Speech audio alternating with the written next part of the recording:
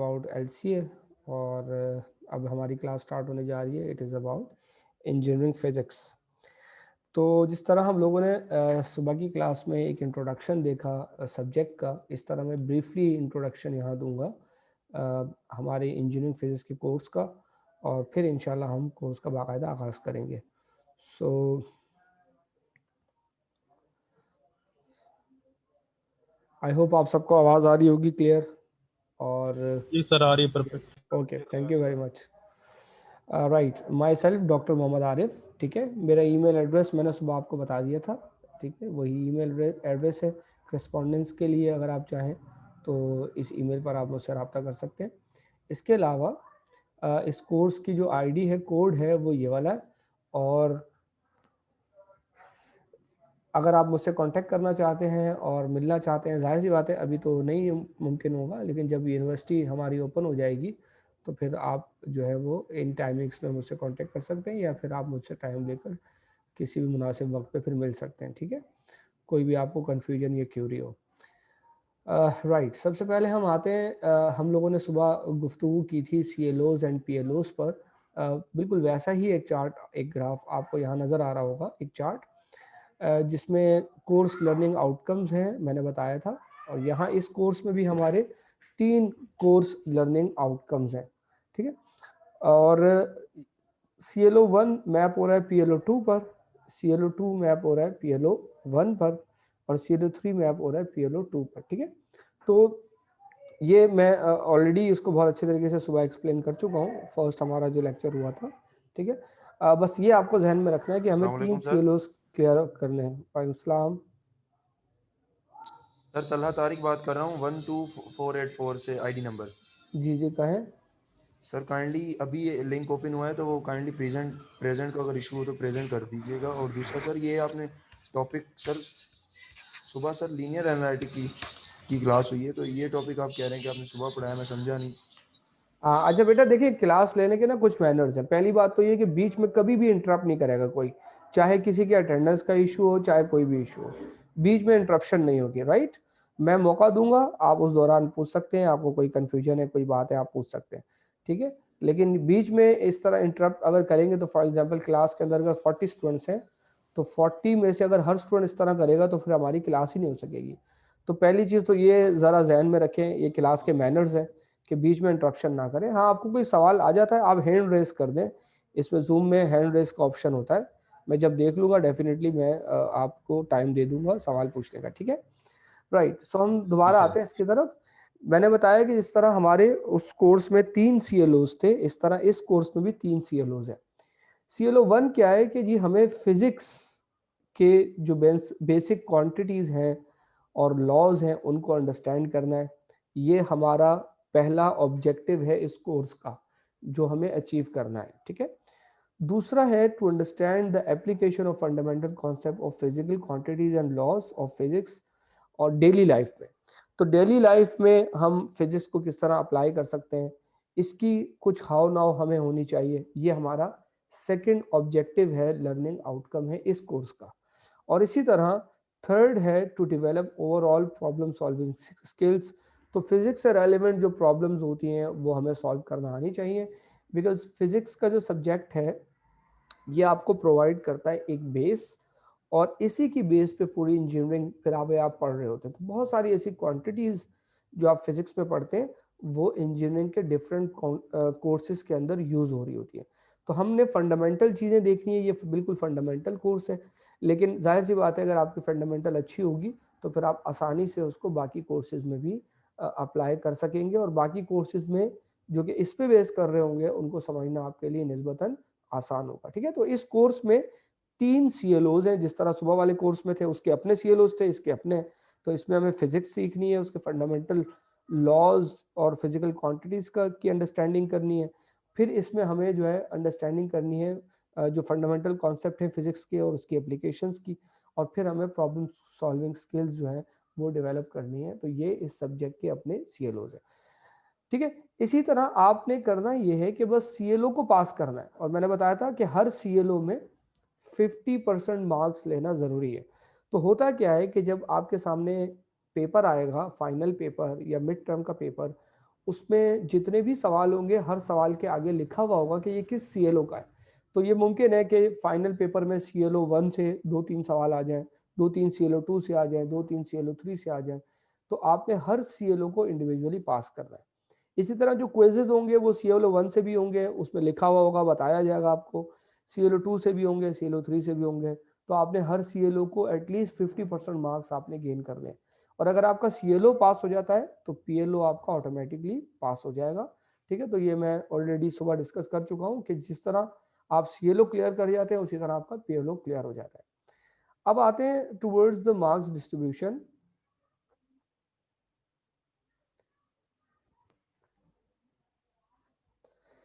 Marks distribution जो है इसमें सबसे पहले आते हैं टुवर्ड्स द असाइनमेंट्स। असाइनमेंट्स हमारे जो होंगे वो मिनिमम 3 होंगे, इससे ज़्यादा भी हो सकते हैं। ठीक है, CLO 1 से एक असाइनमेंट होगा 5 मार्क्स का, 2 भी हो सकते हैं। CLO 2 से एक असाइनमेंट होगा 2.5 नंबर का यानी 2.5 मार्क्स का, और CLO 3 से एक असाइनमेंट होगा। अमूमन अगर आप देखें ऊपर वाले ग्राफ में तो CLO 1 फंडामेंटल को कवर कर रहा है, और फंडामेंटल कॉन्सेप्ट्स जो है जहां जहां होंगे वो CLO 1 का क्वेश्चन उनमें से बनेगा। किसी भी चैप्टर की फंडामेंटल्स, किसी भी टॉपिक की फंडामेंटल चीजें जहां पूछी जाएंगी उसको CLO 1 से रिलेट किया जाएगा। ठीक है, फिर एप्लीकेशन से रेलिवेंट चीजें अगर कहीं पूछी जाएंगी किसी भी टॉपिक में तो उसको CLO 2 पे मैप किया जाएगा। और इसी तरह प्रॉब्लम सॉल्विंग स्किल्स अगर चेक की जाएंगी किसी भी प्रॉब्लम के अंदर, किसी क्वेश्चन के अंदर, तो उसको CLO 3 पे मैप किया जाएगा। तो हर CLO से आपका एक एक असाइनमेंट होगा। ठीक है, उसकी मार्क्स डिस्ट्रीब्यूशन आपको यहाँ नजर आ रही होगी। उसके बाद हमारे जो क्विजेज हैं, क्विजेज में भी हर CLO से 5-5 नंबर का क्विज होगा। मिनिमम क्विजेज हमारे 3 होंगे, CLO 1 से एक, CLO 2 से एक और CLO 3 से एक। इससे ज़्यादा भी हो सकते हैं, मिनिमम 3 क्विजेज हमारे होंगे 5-5 नंबर के।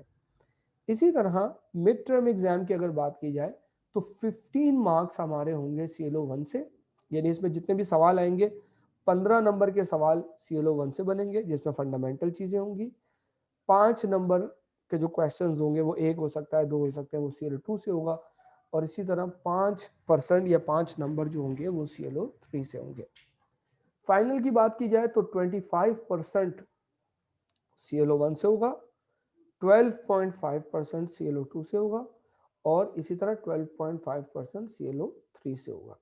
तो अगर इनको समराइज करें तो इसकी एक समराइज फॉर्म यहाँ मौजूद है कि आपके जो असाइनमेंट्स हैं टोटल 100 मार्क्स में से इसके 10 नंबर हैं। असाइनमेंट्स आपके 10 मार्क्स के होंगे, अब चाहे वो 3 हो या 4 हो, उनके टोटल मार्क्स 10 होंगे।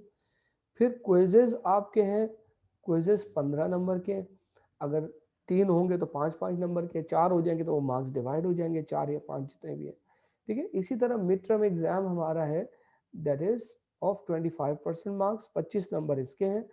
और फाइनल एग्जाम जो हमारा होगा ये 50 मार्क्स का होगा, यानी 50 नंबर का होगा। इस तरह 100 नंबर हमारे कंप्लीट हो जाएंगे। ठीक है, इसके बाद आते हैं टूवर्ड्स द टेक्स्ट बुक। जो टेक्स्ट बुक हम फॉलो करेंगे ये हेलिडे रेजनिक इसके ऑथर हैं, फंडामेंटल ऑफ फिजिक्स, और इसका 9th एडिशन, इसका 9th एडिशन भी अवेलेबल है, इसका 10th एडिशन भी अवेलेबल है।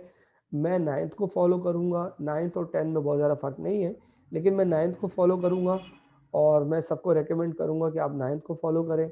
ये हो सकता है मैं इसकी इंशाल्लाह सॉफ्ट कॉपी भी आपसे दे दूंगा, आपको दे दूंगा। किसी ने अगर 10th एडिशन परचेज कर लिया है कोई मसला नहीं है, 10th और 9th में ज़्यादा फर्क नहीं है, खाली कुछ पेज आगे पीछे होंगे। तो आपके पास 9th की सॉफ्ट कॉपी होगी। अगर मैं आपको कोई क्वेश्चन दे रहा हूँ, किसी चैप्टर के क्वेश्चन बता रहा हूँ कि जी फलां फलां क्वेश्चन आप कर लें, तो आपके पास सॉफ्ट कॉपी सबको मैं शेयर कर दूंगा, व्हाट्सएप ग्रुप पे कर दूंगा, तो वो कॉपी सबके पास होगी, आप वहाँ से क्वेश्चन वगैरह देख सकते हैं। ठीक है, तो मेन जो बुक हमारी होगी जिसको हम फॉलो कर रहे होंगे वो ये होगी। इसके अलावा एक दो बुक्स यहाँ पर मेंशन की गई हैं, ये रेफरेंस बुक्स हैं। इसके अलावा भी आपको कोई भी बुक अच्छी लगे, जैसे पॉल ए टिपलर है, ये बहुत अच्छा लिखते हैं, बहुत आसान लिखते हैं, इनकी बुक है physics for scientist and engineers, इसकी सॉफ्ट कॉपी भी आपको मिल सकती है। ठीक है, इसके अलावा भी कोई है आपके पास, आपको नज़र आए तो आप कोई भी बुक फॉलो कर सकते हैं जहाँ से आपको अच्छा समझ में आ रहा है या आप आसानी से उसको समझ पा रहे हैं। ठीक है, जी तलहा उस्मानी जी, कहें बेटा? सर ये बुक परचेज कर लें या सॉफ्ट कॉपी में जी अच्छा, यूज कर देखिए लें? मैं आपको सॉफ्ट कॉपी दे दूंगा। सॉफ्ट कॉपी से मेरा ख्याल है कि जिस तरह आपको आम बुक में नजर आता है उसी तरह सॉफ्ट कॉपी में नजर आता है। तो सॉफ्ट कॉपी से आपका काम तो चल जाएगा, लेकिन बाद लोग होते हैं जिनको सॉफ्ट कॉपी ज़्यादा पसंद नहीं होती, वो कंप्यूटर पे ज़्यादा देर बैठ नहीं सकते, देख नहीं सकते, वो कहते हैं कि हमारे पास हार्ड कॉपी होनी चाहिए।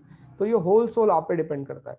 सॉफ्ट कॉपी आपके पास होगी, आपको जो भी असाइनमेंट, टास्क, क्विजेस दिए जाएंगे, क्वेश्चंस दिए जाएंगे, प्रैक्टिस प्रॉब्लम दिए जाएंगे, वो उस बुक में मौजूद होंगे। आपको नंबर भी बता दिया जाएगा।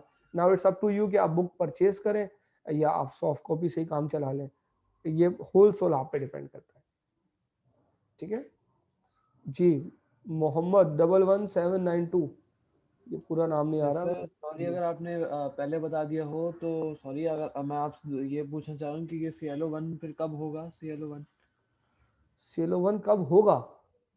अच्छा चले बारे में बताया तो ये शायद सुबह वाली क्लास में शायद आप लेट होंगे। मैं देखिए CLO1, CLO2, CLO3 आप यूं कह लें कि हम एक कोर्स का आगाज करने जा रहे हैं। उस कोर्स से पहले हमने अपने 3 ऑब्जेक्टिव्स बना लिए कि इस कोर्स में हमें 3 ऑब्जेक्टिव्स कवर करने हैं। उन ऑब्जेक्टिव्स को हम नाम दे रहे हैं कोर्स लर्निंग आउटकम्स। ठीक है, तो ये पूरे कोर्स में ये आ रहे होंगे CLO1, B2, B3 भी। मसलन हमने मोशन का चैप्टर स्टार्ट किया, हमने मोशन की बेसिक्स देख ली, तो बेसिक्स जो है वो जाहिर सी बात है CLO1 में आएंगी क्योंकि फंडामेंटल कॉन्सेप्ट। फिर हमने मोशन की कुछ एप्लीकेशंस पढ़ी, रियल लाइफ एप्लीकेशंस, तो वो CLO2 में आ जाएंगी। फिर उसके कुछ कॉम्प्लेक्स प्रॉब्लम्स को हम लोगों ने सॉल्व करना सीखा, तो वो CLO3 में आ आ जाएगी। जाएगा। इस तरह होगा, यानी हर चैप्टर के अंदर जो है वो बेसिक CLO1, एप्लीकेशन CLO2 और उसकी प्रॉब्लम सॉल्विंग स्किल वो CLO3 में आ रही होंगी। ठीक है, आपको इसके लिए कोई परेशान होने की जरूरत नहीं है। आपके सामने क्विज आएगा तो उसमें लिखा हुआ होगा कि जी इस सवाल, ये सवाल CLO1 का, ये 2 का, ये 3 का। आपने सिंपल प्रिपरेशन करनी है बस, दैट्स मोर देन इनफ। ठीक है थैंक जी। और किसी का कोई क्वेश्चन है, पूछ लें। सर अस्सलाम वालेकुम। वालेकुम। सर जैसे आप बोल रहे हैं कि फाइनल पेपर में तो हमें पता चल जाएगा, लेकिन हमें तैयारी करते वक्त पता कैसे चलेगा, मतलब ये CLO1 में, ये मैं पूछना। आपको इसके लिए कोई परेशान होने की जरूरत नहीं है। आप नॉर्मल सिंपल तैयारी करेंगे। अपनी तैयारी के दौरान आप कोई ये नहीं देखेंगे ये CLO1 का है, ये 2 का है, ये 5 का है। इसके लिए आपको कोई परेशानी की जरूरत नहीं है। आप सिंपल अपनी तैयारी करें। जब आप क्विज देने जाएंगे तो उसमें 3 सवाल अटेम्प्ट करने होंगे, आपने 3 अटेम्प्ट कर लिए। उसमें लिखा हुआ है कि जी पहला सवाल CLO1 का है, दूसरा CLO2 का है, तीसरा CLO3 का है। आपने क्विज दे दिया, उसका रिजल्ट आ गया। इस तरह आपने असाइनमेंट दिया, उसका रिजल्ट आ गया। अब होगा क्या, उसके रिजल्ट में आपको नजर आ रहा होगा कि मैंने तो CLO3 का सवाल गलत किया हुआ है, मैंने असाइनमेंट में भी गलत कर दिया, मैंने क्विज में भी गलत कर दिया, इसलिए CLO3 में मेरे नंबर कम हो रहे हैं। इसका मतलब है आखिर में मैं फेल हो सकता हूँ। तो अब आप क्या करेंगे, CLO3 का ताल्लुक किस चीज से है, प्रॉब्लम सॉल्विंग से। तो अब अगले जितने टॉपिक्स होंगे जिसके अंदर ऐसी चीजें आ रही होंगी, आप उस पर ज्यादा फोकस करेंगे, आप ज्यादा अटेंशन देंगे। आप CLO2 में लैग कर रहे हैं, आप उस पर ज्यादा अटेंशन देंगे। लेकिन तैयारी के वक्त आपको ये फिक्र करने की जरूरत नहीं है। आप सिंपल तैयारी करें, सिंपल जाके क्विज दे दें। उसमें बस क्वेश्चंस के ऊपर लिखा होगा कि ये CLO1 का है, CLO2 का है और ये CLO3 का है। तैयारी करते वक्त आपको ये देखने की जरूरत नहीं है कि कौन सी चीज CLO1 में आ रही है, कौन सी 2 में आ रही है, कौन सी 3 में आ रही है। सिंपल अपनी तैयारी करें, प्रिपरेशन करें। आपको जो टीचर काम दे रहा है आप वो काम करते रहें। जो क्विजेस दिए जा रहे हैं उसको आप प्रिपेयर करके क्विज दे दें। बस आपके CLO भी पास होते जाएंगे और उसकी करस्पॉन्डिंग PLOs भी पास होते जाएंगे। ठीक है, ओके सर, थैंक। ठीक है। ये तलहा उस्मानी और मोहम्मद जो है ये अपने हैंड जो इन्होंने रेस किए, प्लीज उसको लोअर हैंड कर लें ताकि फिर मुझे कंफ्यूजन बाद में ना हो। ठीक है, सो आगे बढ़ते हैं।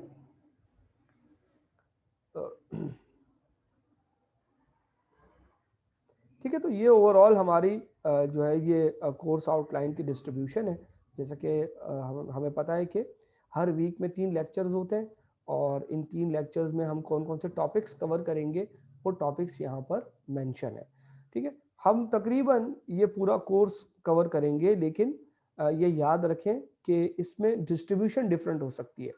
मसलन सम टाइम ये होता है कि जी कुछ टॉपिक्स आगे पीछे हो सकते हैं, वो डिपेंड करता है क्लास के ऊपर। बाजू का टीचर समझता है कि कोई टॉपिक पहले पढ़ाना ज़्यादा ज़रूरी है, तो इनमें जो टॉपिक्स है उसका ऑर्डर डिफरेंट हो सकता है, लेकिन तकरीबन 90% हम इसी कोर्स आउटलाइन को, मोर देन 90% इसी को फॉलो करेंगे।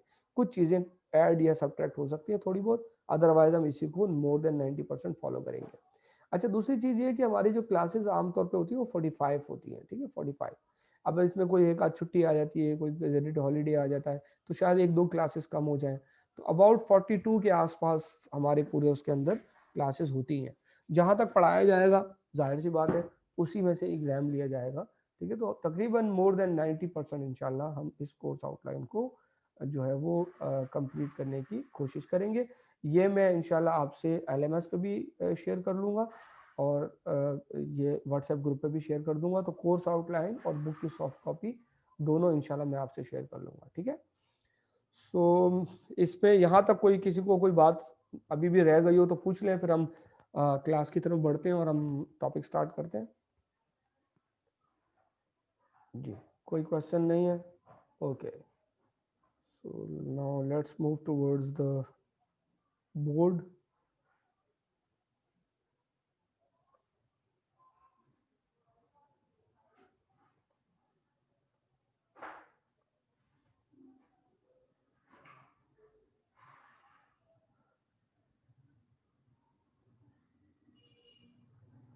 अच्छा जी, ये प्लीज़ अपने जो ये सोहेब हैं या जो भी हैं भारत, आप अपने कैमरास और माइक्स को प्लीज़ ऑफ रखिएगा, ठीक है। गलती से बाज़ बात लोगों के ऑन रह जाते हैं, तो आप कैमरास और माइक को जो प्लीज़ ऑफ रखिएगा। राइट, हम पहला चैप्टर स्टार्ट करने जा रहे हैं। पहला चैप्टर स्टार्ट करने से पहले 2 अहम बातें सुन लें इस कोर्स के मुताल्लिक। इस कोर्स की 2 अहम बातें ये हैं। पहली अहम बात यह है कि इसमें हम फिज़िक्स को दोबारा से पढ़ने जा रहे हैं। यूँ कह लें कि मुख्तसर अंदाज में हम फर्स्ट ईयर और सेकंड ईयर के फिज़िक्स को दोबारा पढ़ने जा रहे हैं, ठीक है। तो जाहिर सी बात है हमारे पास 4 महीने हैं, तकरीबन 4 सवा 4 महीने। तो 4 सवा 4 महीने में जाहिर सी बात है हम पूरी फिज़िक्स इंटर की उसी तरह तो नहीं पढ़ सकते, लेकिन हम मुख्तसर अंदाज में एक बार रिफ्रेश उसको करेंगे। और एक फ़ायदा तो इसका ये होगा कि अगर किसी को फिज़िक्स में कोई मिसकंसेप्शंस हैं या इंटरमीडिएट में कोई ऐसी चीज़ें हैं जो कि वो क्लियर नहीं कर पाए, समझ नहीं पाए अच्छे तरीके से, तो उनके पास एक अपॉर्चुनिटी है कि वो यहाँ इस कोर्स के अंदर अपनी बेसिक्स को दोबारा रिफ्रेश भी कर सकते हैं और बेहतर कर सकते हैं। तो पहला इसका बड़ा फ़ायदा तो ये है कि आपको एक और मौका मिला है दोबारा। अब इसके बाद फिज़िक्स आपको कहीं भी नहीं पढ़ाई जाएगी एज अ सब्जेक्ट। हाँ, फिज़िक्स यूज़ होगी बहुत सारे सब्जेक्ट्स के अंदर, ठीक है। तो आपके पास एक मौका है अपनी फिज़िक्स को इम्प्रूव करने का। दूसरा इस कोर्स का बड़ा फ़ायदा ये है कि क्योंकि ये कोर्स ऑलमोस्ट आपने पढ़ा हुआ है, आपकी एक रिवीजन चल रही है, लिहाजा कंपैरेटिवली इस कोर्स के अंदर मार्क्स लेना आपके लिए आसान है। तो अगर आप थोड़ी सी भी मेहनत करें तो आप इस कोर्स में बहुत अच्छे मार्क्स ले सकते हैं, लेकिन शर्त ये है कि आप मेहनत करें। और अच्छे मार्क्स इसलिए ले सकते हैं कि एक तो ये फंडामेंटल कोर्स है और दूसरा ये आप ऑलरेडी पढ़ कर आ चुके हैं, तो आपको जस्ट चीज़ें रिफ्रेश करनी है। इस कोर्स में और इंटरमीडिएट के कोर्स में वैसे तो कोई फ़र्क नहीं है। एक छोटा सा डिफरेंस है, वो डिफरेंस ये है कि आप इंटरमीडिएट में जो फिज़िक्स पढ़ते हैं नॉर्मली, वो डेरिवेटिव और इंटीग्रेशन की बेस पे नहीं पढ़ते, क्योंकि आपने फर्स्ट ईयर में इंटीग्रेशन नहीं पढ़ी हुई होती। सेकेंड ईयर में आप इंटीग्रेशन पढ़ते हैं, तो इसलिए वहाँ भी जो फिज़िक्स है वो इंटीग्रल्स और डेरिवेटिव्स की बेस पे नहीं होती। यहाँ अब आप माशाल्लाह इंटीग्रेशन डेरिवेटिव्स पढ़कर आ चुके हैं, तो हम वही चीज़ें दोबारा रिपीट करेंगे, लेकिन बस अब उसको इंटीग्रेशन और डेरिवेटिव की बेस पे करेंगे, क्योंकि जो स्टैंडर्ड मेथड है वो यही है और यही इसका इंटरनेशनल मेथड और स्टैंडर्ड भी है। लेकिन इंटर में आपको उसकी बेस पे इसलिए नहीं करवाया जाता क्योंकि वहाँ आपने ये चीज़ें पढ़ी नहीं हुई होती, इंटीग्रेशन और डेरिवेटिव्स, राइट। तो भाई ये फ़र्क है। सो जी स्टार्ट करते हैं। पहला चैप्टर है हमारा, हम बुक को फॉलो कर रहे हैं हेलिडे रेज़निक, और उसका फर्स्ट चैप्टर है। इस चैप्टर में हम इंट्रोडक्शन करने जा रहे हैं। आप कह सकते हैं this is introduction to physics, ठीक है। और पहले चैप्टर में बिल्कुल बेसिक चीज़ें होती हैं, कुछ चीज़ें आपके लिए शायद थोड़ी बहुत नहीं हो, अदरवाइज ज़्यादातर चीज़ें आपने ऑलरेडी पढ़ी हुई हैं। इसमें सबसे पहले जो हम कवर अप करने जा रहे हैं, हम कुछ इंपॉर्टेंट प्रीफिक्सेस को कवर करने जा रहे हैं, ठीक है। मैं बल्कि इसको लिख देता हूं, हम SI यूनिट के जो प्रीफिक्सेस हैं वो एक बार रिफ्रेश करने जा रहे हैं, और इनको कवर करने की जो रीज़न है वो ये है कि क्योंकि ये कोर्स भी, इसमें थ्योरी भी है लेकिन इसमें न्यूमेरिकल्स भी हैं, और न्यूमेरिकल्स सॉल्व करते वक्त बच्चे बाज़-औक़ात छोटी मोटी मिस्टेक्स की वजह से अपने मार्क्स को लॉस कर देते हैं, और उनमें एक चीज़ प्रीफिक्सेस भी हैं। सम टाइम वो एप्रोप्रिएट प्रीफिक्सेस यूज़ नहीं करते जिसकी वजह से उनके मार्क्स लॉस हो जाते हैं। तो इसलिए मैं इसको यहाँ डिस्कस कर रहा हूँ। इनमें ज़्यादातर आपके लिए नई नहीं होंगी, लेकिन आप इसको एक बार अच्छी तरह मेमोराइज कर लीजिएगा ताकि फिर कंफ्यूजन ना हो, ठीक है। तो हम इसको एक टेबुलर फॉर्म में देखते हैं। मैं तलहा सवाल पूछ रहे हैं, मैं बेटा आपको अभी टाइम दूंगा, ज़रा वेट कर लें please. So power and prefix and symbol, ठीक है। सो फर्स्ट है, अगर कहीं लिखा हो 10 की पावर -12, तो ये आपको पता होगा कि इसे हम कहते हैं पीको, और पीको को हम स्मॉल सिंबल स्मॉल p से शो करते हैं, ठीक है। इसी तरह फॉर एग्जांपल अगर 10 की पावर -9 है तो इसको हम कहते हैं नैनो, और नैनो के लिए हम स्मॉल n यूज़ करते हैं। इसी तरह अगर कहीं है 10 की पावर -6 तो इसे हम कहते हैं माइक्रो, और इसके लिए हम म्यू का सिंबल यूज़ करते हैं, ठीक। इसी तरह लाइकवाइज अगर कहीं है 10 की पावर -3 तो इसे हम कहते हैं मिली, एंड इसके लिए स्मॉल m का सिंबल यूज़ किया जाता है। 10 की पावर -2 इसको हम कहते हैं सेंटी, एंड इसके लिए हम स्मॉल c का सिंबल यूज़ करते हैं। देन 10 की पावर अगर पॉजिटिव की तरफ आए 2 हो तो इसे हम कहते हैं हेक्टो, एंड इसके लिए h स्मॉल h का सिंबल हम यूज़ करते हैं। एंड 10 की पावर अगर 3 हो तो इसके लिए इसको हम कहते हैं किलो, एंड इसके लिए हम कैपिटल K का सिंबल यूज़ करते हैं। 10 की पावर अगर फॉर एग्जांपल 6 हो तो इसे हम कहते हैं मेगा, एंड इसके लिए कैपिटल M का सिंबल यूज़ किया जाता है। इसी तरह 10 की पावर अगर 9 हो तो इसको हम कहते हैं गीगा, और इसे कैपिटल G से शो किया जाता है। एंड देन 10 की पावर अगर 12 हो तो इसे टेरा कहा जाता है, और इसके लिए हम कैपिटल T का सिंबल यूज़ करते हैं, ठीक है। तो ये प्रीफिक्सेस हैं, इनके नाम हैं और इनके सिंबल्स हैं।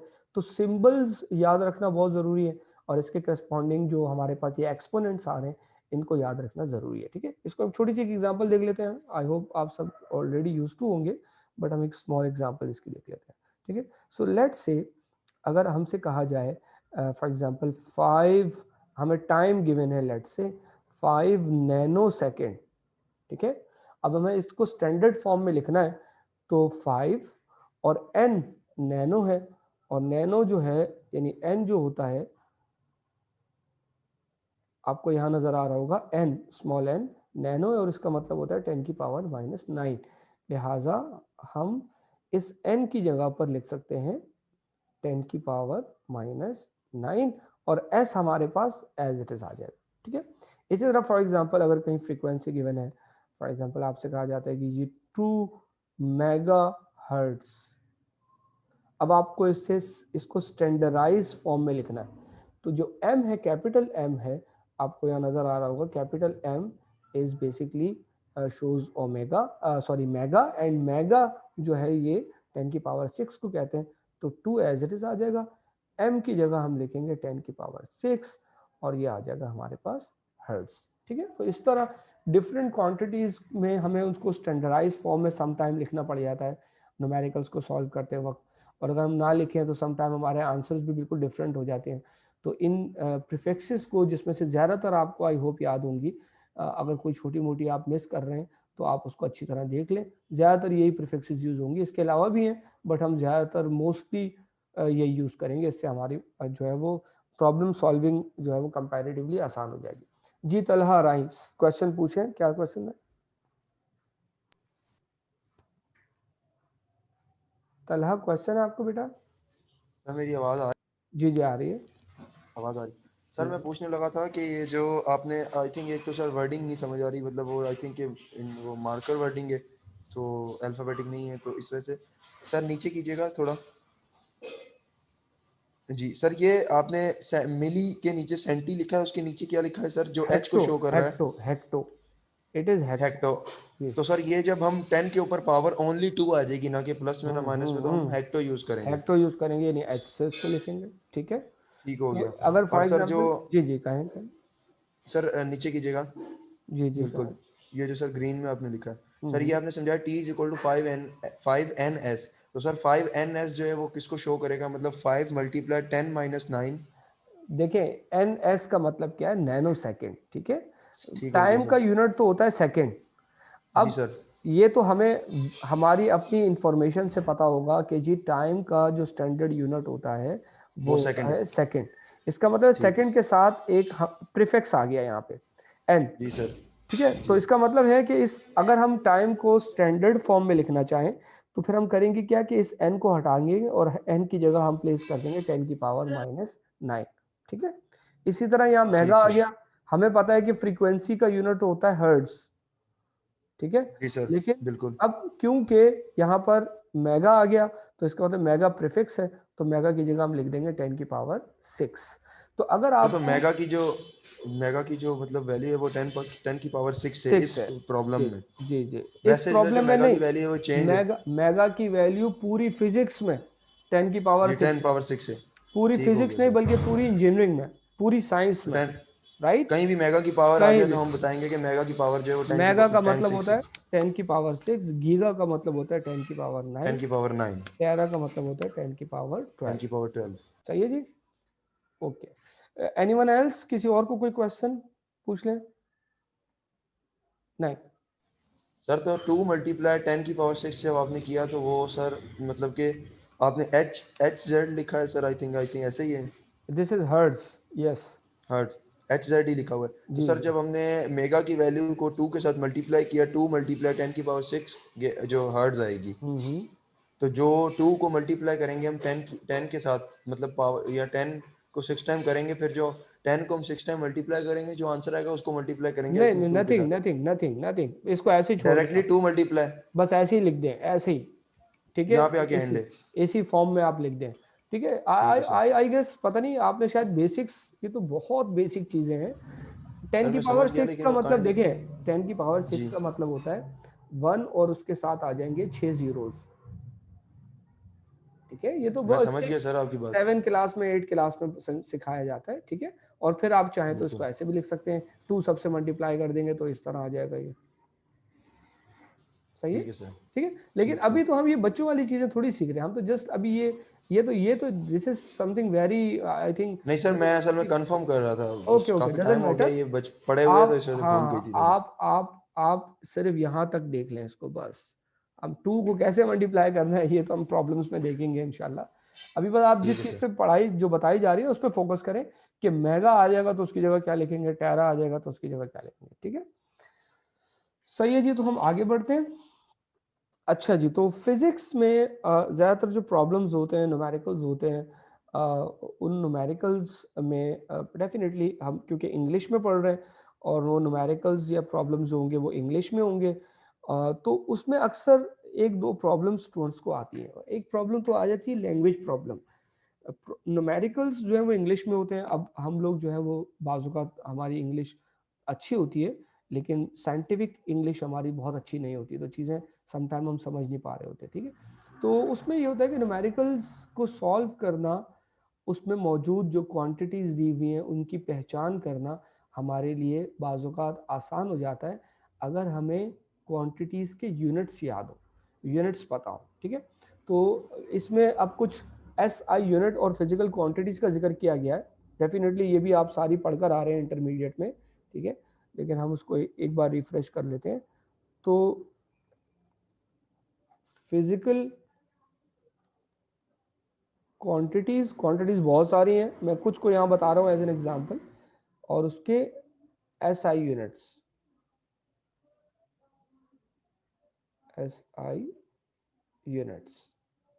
ठीक है। फॉर एग्जांपल लेंथ,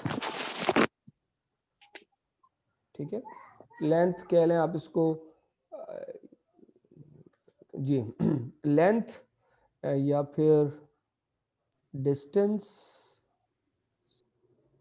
ठीक है, या फिर हम कह सकते हैं डिस्प्लेसमेंट, ठीक है। ये सारी क्वांटिटीज जो है इनकी नेचर ऑलमोस्ट सेम होती है, लेंथ, डिस्टेंस, डिस्प्लेसमेंट, और इन सब के लिए जो हम यूनिट यूज करते हैं वो नॉर्मली मीटर यूज कर रहे होते हैं। एसआई यूनिट जो होता है इन सब का वो मीटर होता है, ठीक है। इसी तरह फॉर एग्जांपल आप लोगों ने पढ़ा होगा कि मास है, तो मास के लिए हम यूनिट यूज करते हैं केजी, किलोग्राम, ठीक है। इसी तरह फॉर एग्जांपल टाइम है, टाइम के लिए हम यूज करते हैं यूनिट सेकंड, स्मॉल एस, या आप SEC भी लिख सकते हैं, ठीक है। इसी तरह टेम्परेचर है, टेम्परेचर जो है इसके लिए हम SI यूनिट जो यूज करते हैं ये केल्विन है, ठीक है। और इसी तरह for example amount of substance है, तो इसके लिए जो हम यूनिट यूज कर रहे होते हैं ये नॉर्मली हम इसको मोल्स में मेजर कर रहे होते हैं, ठीक है। हमें ये देखना हो कि कोई किसी चीज़ की क्वांटिटी को देखना है तो मोल्स में मेजर किया जाता है। फिर इसी तरह फॉर एग्जांपल ल्यूमिनस इंटेंसिटी है, ल्यूमिनस इंटेंसिटी, तो इसका यूनिट जो होता है वो CD यानी कैंडेला होता है। रोशनी की शिद्दत क्या होती है उसको ल्यूमिनस इंटेंसिटी कहते हैं, और उसके लिए CD यानी कैंडेला का यूनिट यूज़ किया जाता है। फिर इसी तरह फॉर एग्जांपल एरिया है, तो एरिया के लिए जो यूनिट यूज़ किया जाता है SI यूनिट, वो मीटर स्क्वायर यूज़ किया जाता है। फिर इसी तरह अगर हम बात करें फॉर एग्जांपल वॉल्यूम की, तो वॉल्यूम के लिए जो हम यूनिट यूज़ करते हैं और वो मीटर क्यूब यूज़ कर रहे होते हैं, मीटर क्यूब, ठीक है। इसी तरह फॉर एग्जांपल एक्सेलरेशन है, सॉरी, एक्सेलरेशन है, तो एक्सेलरेशन के लिए हम यूज़ कर रहे होते हैं जनरली मीटर पर सेकंड स्क्वायर, ठीक है। और इसी तरह फॉर एग्जांपल एंगुलर एक्सेलरेशन है, एंगुलर एक्सेलरेशन, तो इसके लिए हम यूज़ कर रहे होते हैं रेडियन पर सेकंड स्क्वायर। इसी तरह फिर आपने पढ़ा होगा वेलोसिटी के बारे में, वेलोसिटी या इसको हम स्पीड की अगर बात करें तो इसका यूनिट होता है मीटर पर सेकंड। और इसी तरह एंगुलर वेलोसिटी होती है, एंगुलर वेलोसिटी, तो इसके लिए जो यूनिट हम यूज़ करते हैं ये होता है रेडियन पर सेकंड, ठीक है। इस तरह आपने बहुत सारी क्वांटिटीज़ पढ़ी होंगी, डेफिनेटली सारी क्वांटिटीज़ यहाँ कवर अप करना जो है वो पॉसिबल नहीं है, लेकिन ये कुछ क्वांटिटीज़ मैंने बताई, एक दो और देख लेते हैं, इसको 15 तक ले जाते हैं। फॉर एग्जांपल अगर हम बात करें वर्क की, या हम बात करें एनर्जी की, या हम बात करें फॉर एग्जांपल हीट की, हीट भी एनर्जी की एक शक्ल कह रहे हैं आप, तो इन सब का यूनिट होता है जूल, ठीक है। और इसी तरह फॉर एग्जांपल हम अगर बात करें electric field intensity, electric field intensity, तो इलेक्ट्रिक फील्ड इंटेंसिटी के आपने 2 यूनिट्स पढ़े होंगे नॉर्मली, इसके लिए न्यूटन पर कूलम का यूनिट एज एन ऐसा यूनिट इस्तेमाल हो रहा होता है। एक और कर लेते हैं, 15 हो जाएगा, ठीक है। और फॉर एग्जांपल आप लोगों ने इलेक्ट्रिक फ्लक्स पढ़ा होगा, इलेक्ट्रिक फ्लक्स, और इसके लिए हम वोल्ट मीटर का यूनिट यूज़ कर रहे होते हैं, ठीक है। तो ये क्वांटिटीज़ हैं, मैंने कुछ बता दी आपको। और एक्चुअली ये तो ज़्यादातर आप पढ़ के आ चुके हैं, और बहुत सारी क्वांटिटीज़ हैं डेफिनेटली। जब हम थ्योरी पढ़ेंगे तो हम जहाँ जो क्वांटिटी भी पढ़ेंगे वहाँ हम उसके यूनिट्स ज़रूर देखेंगे, तो दोबारा देख लेंगे हम यूनिट्स के लिए कोई बहुत ज़्यादा परेशान होने की ज़रूरत नहीं है। लेकिन ये यूनिट्स हमारी मदद करते हैं किसी भी क्वांटिटी की पहचान में। जैसे फॉर एग्जांपल अगर मैं आपसे कहूँ कि जी एक न्यूमेरिकल चल रहा है, एंड उस न्यूमेरिकल में एक बहुत ही यूँ कह लें कि एक टेक्निकल किस्म की इंग्लिश है, और बीच में कहीं आ जाता है 10 सेकेंड, फिर एक बड़ी टेक्निकल किस्म की इंग्लिश चल रही है बट बीच में आ जाता है 2 kg, ठीक है। फिर इस तरह बड़ी टेक्निकल किस्म की इंग्लिश चल रही है और फिर आ जाता है फॉर एग्जांपल 6 न्यूटन। अब अगर हमें यूनिट्स याद हैं तो हमें एक हिंट ज़रूर मिल जाती है, यानी ये सेकंड देख के हमें पता चल जाएगा कि भाई ये बात हो रही है दरअसल किस चीज़ की, टाइम की। ये केजी देख के पता चल जाएगा, अगर हमें याद है कि केजी मास का यूनिट है तो हमें फ़ौरन पता चल जाएगा कि भाई ये मास की बात हो रही है, इसका मतलब मास गिवन है इसके अंदर, इसमें टाइम गिवन है। और न्यूटन देख के अगर हमें याद है कि ये फोर्स का यूनिट है तो हमें देख के फ़ौरन याद आ जाएगा कि जी ये तो फोर्स गिवन है। तो न्यूमेरिकल के अंदर या प्रॉब्लम के अंदर कौन कौन सी क्वांटिटीज़ हमें गिवन है, इसके बारे में हम अब बता सकते हैं अगर हमें यूनिट्स बहुत अच्छे तरीके से याद हो, क्वांटिटीज़ और उसके यूनिट्स, ठीक है। तो इंशाल्लाह हम जब डिटेल में कोर्स पढ़ेंगे तो जहाँ जहाँ जो जो क्वांटिटी आती चली जाएगी इंशाल्लाह हम उसको वहाँ पर कवर अप करते चले जाएंगे, ठीक है। तो आज की क्लास में यहाँ वाइंड अप कर रहा हूँ। हम बाकायदा जो आगाज़ करेंगे कोर्स का इंशाल्लाह वो कल से करेंगे। मुझे अभी अटेंडेंस भी लेनी है। अब कोई क्वेश्चन है तो क्वेश्चंस को इनकॉर्पोरेट कर लेते हैं। जी सैयद एम मुदस्सिर, जी सर ये एंगुलर का बताएगा यूनिट, रेडियन, हाँ एंगुलर वेलोसिटी रेडियन पर सेकेंड, ओके ठीक है। अच्छा एक चीज ध्यान में रखा करें कि क्योंकि ये एक ऑनलाइन क्लास है तो ऑनलाइन क्लास की रिकॉर्डिंग भी हो रही है और वो रिकॉर्डिंग भी आपको मिल जाया करेगी। आप लोगों से ये रिक्वेस्ट है कि अगर आपकी स्क्रीन पे भी शायद रिकॉर्डिंग का बटन नज़र आ रहा होगा आपको, अगर आप रिकॉर्डिंग कभी मैं भूल जाऊं करना तो आप मुझे याद दिला दिया करें कि सर रिकॉर्डिंग नहीं हो रही, ताकि मैं उसको ऑन कर दिया करूं। और रिकॉर्डिंग में आप उसको बार बार देख सकते हो, तो अगर आप कोई चीज़ मिस कर जाए तो आप इंशाल्लाह रिकॉर्डिंग देख लें और वहाँ से दोबारा उस चीज़ को आप देख सकते हैं, ठीक है। किसी और को कोई क्वेश्चन है? ठीक है, तो मेरा ख्याल है कि अब अटेंडेंस हो जाए।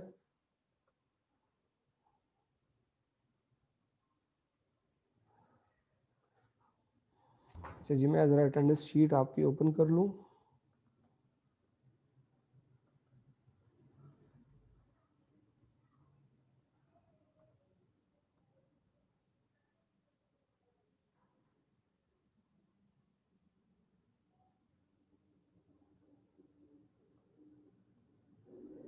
इसको मैं स्क्रीन पे शेयर भी कर लेता हूँ ताकि आपको खुद आइडिया हो और फिर बाद में बार बार कंफ्यूजन ना हो।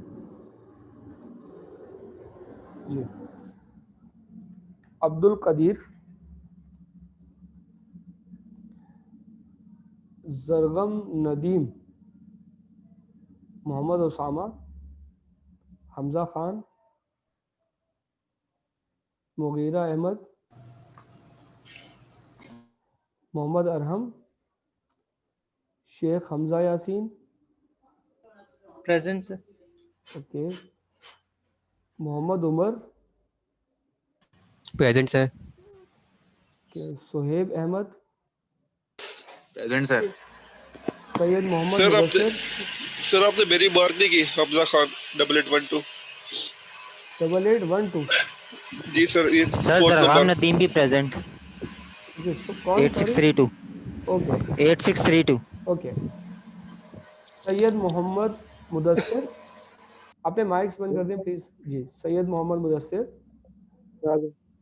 Okay. Mohammad Ali Rizvi, present. Junaid Hasan, yes sir. Mohammad Khalid, Abdullah Hasni, Umair, Mohammad Talha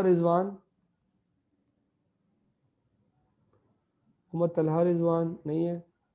Huzaifa, Arshad Ali, Mohammad Ali Ehsan, Abdullah, Suhag, present sir. Okay. Mohammad Shahryar, Mohammad Aliyan, Syed Mohammad Hasan Ali, Syed Mohammad Habib Zia, Rana sir Tehseen. जी बताएं। मैं अरशद अली प्रेजेंट हूँ। आईडी बताएं। सर 11967। अच्छा ठीक है राइट। मोहम्मद शहरियार नहीं है, मोहम्मद अलियान नहीं है, सैयद मोहम्मद हसन अली नहीं है, सैयद मोहम्मद मेरी भी हबीब। स्किप हो गई है। अच्छा कोई बात नहीं, अभी बाद में बताइएगा, ठीक है। Rana Tehseen Ali, Jahanzeb Ali, Mohammad Ali. Yes sir. Who is there? Yes sir. Mohammad Ali. जी जी। जी भाई। हाँ, Mohammad Muazzam, yes sir. Okay. और जानजेब अली भी हो गए, ठीक है, सही है। Mohammad Asim, present sir. Okay. Talha Tariq, sir present 12484। Syed Yusha Qazi, present sir. Okay. Syed Anas Ahmed, present. Mohammad Hamza, Jawad Khan, present sir. Jawad Khan present. Okay. Sir Syed Musab Ali, present sir. Okay. Hamadur Rahman, present sir. Mohammad Yusuf, Ashwin Nathan, present sir. Okay. Present. Talha Usmani, present sir. Lareb Rashid, Shahryar Shahid, Shajar Asif, Abrez Bashir, Mohammad Hasan, present sir. Okay. Khawar Nabeek, Mohammad Talha, present sir. Okay. Mohammad Sufiyan, Sameer Suleman नहीं है, ठीक है। अब किसकी miss हो गई है बताएं। सर सबसे पहला। Wait, Abdul Kadir, yes no sir. Sir 11575। ठीक है, 11575, ओके ठीक है, हो गई। और किसी की कोई अटेंडेंस, किसी की अटेंडेंस रह तो नहीं गई? ठीक है जी, इंशाल्लाह फिर आपसे अगली क्लास में मुलाकात होगी इंशाल्लाह, ठीक है। और मैं इसकी जो रिकॉर्डिंग है इंशाल्लाह उसका लिंक भी आपसे शेयर कर लूँगा, इसको अपलोड करके, ठीक है। ओके, अल्लाह हाफिज़। अस्सलाम वालेकुम सर। सर काइंडली बात सुनते हैं सर। कौन है? तलहा जी, तलहा कहें। सर तलहा बात कर रहा हूँ जी सर। जी कहें। ये जो आपने अभी जितना भी लेक्चर दिया ये आप आज ही सर, क्योंकि मैं थोड़ा लेट आया था तो मेरा कुछ निकल गया था मतलब जो आपने पढ़ाया था, हाँ मैं आज तो ही शेयर कर वो दूंगा इंशाल्लाह। आज वो काइंडली सर